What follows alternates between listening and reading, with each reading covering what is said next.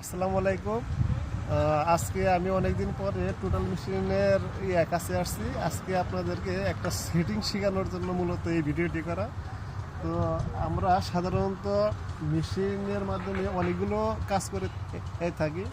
তো আমি আজকে যে সেটিংটা দেখাবো বা শেখাবো আপনাদেরকে, সেটা হচ্ছে আপনার মেশিনটাকে 90 ডিগ্রি সেট বা 360 ডিগ্রি সেটে কীভাবে কাজ করতে হয় সেটা। যেমন আমার এই বিল্ডিংয়ের এই সেন্টার বরাবর আমি মেশিনটাকে তাক করে এই যে রডটাই ধরেন আমাদের একটা পয়েন্ট, এই রডটাকে আমরা পয়েন্ট ধরে 90 ডিগ্রি ঘুরিয়ে কীভাবে আমরা কাজ করব সেটাই আপনাদেরকে এখন দেখাবো। এটা বুঝতে পারছি।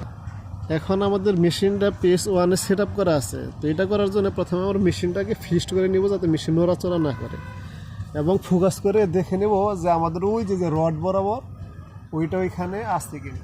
তো সব কিছু হয়ে যাওয়ার পর আমরা এখানে দেখেন এইচএসইটি এই সেটিংটিতে যাওয়ার পর এখানে 00 ওকে এখানে চাপ দেব।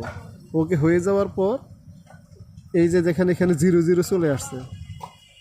00 আসার পরে আমরা এটাকে ঘুরিয়ে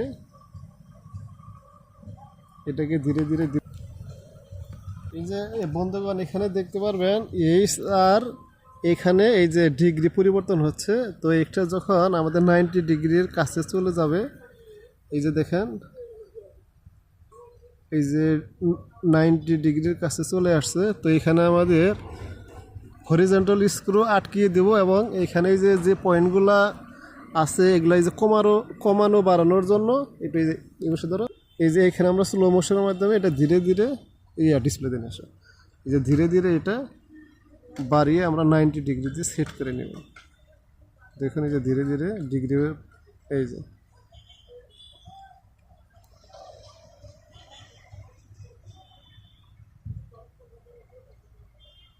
যে আমাদের 90 ডিগ্রি সেট হয়ে গেছে। তো বন্ধুগণ টোটাল স্টেশনের মাধ্যমে কীভাবে 90 ডিগ্রি সেট করতে হয় সেটা আপনারা বুঝতে পারছেন। তো ধন্যবাদ সবাইকে।